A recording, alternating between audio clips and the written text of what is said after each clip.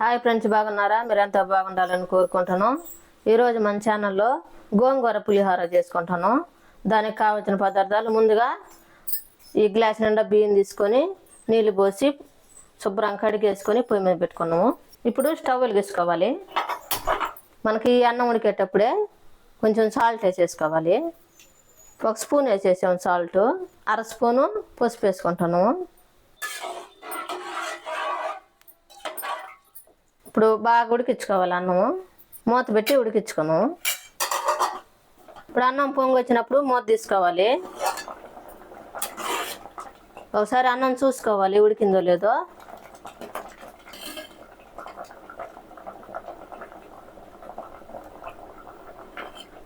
ఇప్పుడు స్టవ్ ఆపేసుకోవాలి.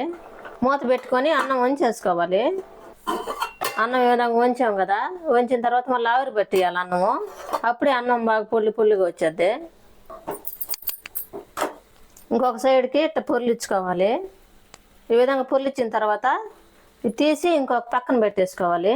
అన్నం బాగా చల్లారి పెట్టుకోవాలి. ఇప్పుడు ఈ పొయ్యి మీదే ఒక బాండి పెట్టుకోవాలి.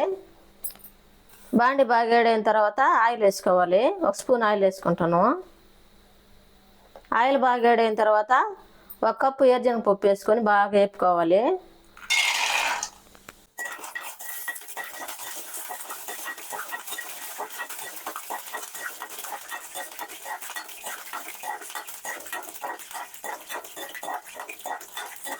ఈ విధంగా వేగిన పప్పు ఒక ప్లేట్లోకి తీసి పక్కన పెట్టేసుకోవాలి. ఈ విధంగా వేగినాయి కదా, ఈ పక్కన పెట్టేసుకున్నాం. ఇప్పుడు ఈ బాండి కూడా తీసేసి పక్కన పెట్టేసుకున్నాం. ఇంకొక బాండి పెట్టేసుకున్నాం. ఇప్పుడు దీంట్లోకి 1 స్పూన్ ఆయిల్ వేసుకోవాలి.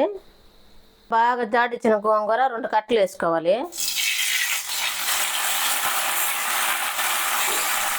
దీంట్లోనే పచ్చిమిరపకాయలు కూడా ఒక 5 పచ్చిమిరపకాయలు వేసేసుకోవాలి.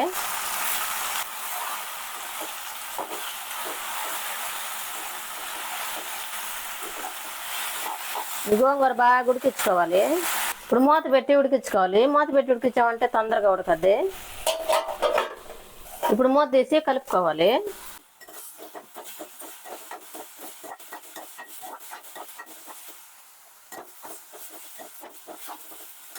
ఈ విధంగా ఉడికేటప్పుడే చింతపండు కూడా కొద్దిగా వేసుకోవాలి.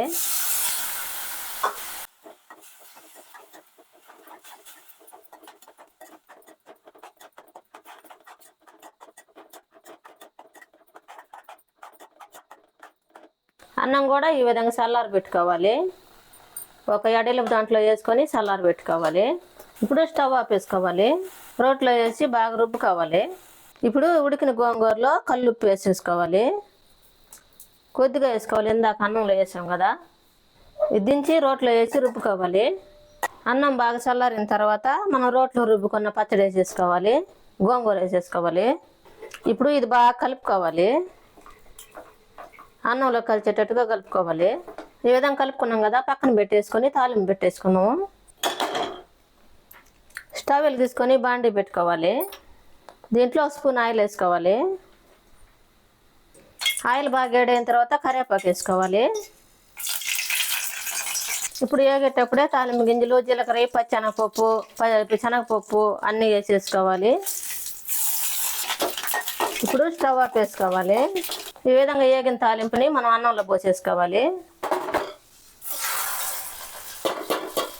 ముందుగా వేపి పెట్టుకున్నాం కదా ఎర్రశనగపప్పు, అవి కూడా పోసి కలుపుకోవాలి. ఇప్పుడైతే చేతితో కలుపుకోవాలి. చెయ్యి బాగా శుభ్రంగా కడుక్కొని చేతితోటే కలుపుకోవాలి.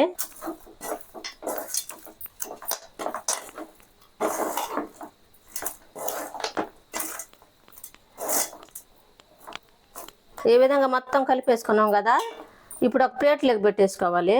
ఇప్పుడు దబర తీసి ఒక పక్కన పెట్టేసుకొని ఒక ప్లేట్లోకి తీసేసుకోవాలి. ఎంతో టేస్టీగా ఉండే గోంగూర పులిహోర రెడీ అయింది. మీరు కూడా మీ ఇంట్లో చేసుకొని ఎలా ఉందో మాకు కామెంట్లో పెట్టండి. లైక్, షేర్ చేయండి, సబ్స్క్రైబ్ చేసుకోండి, పక్కన ఉన్న బెల్ నొక్కండి. Thank for watching.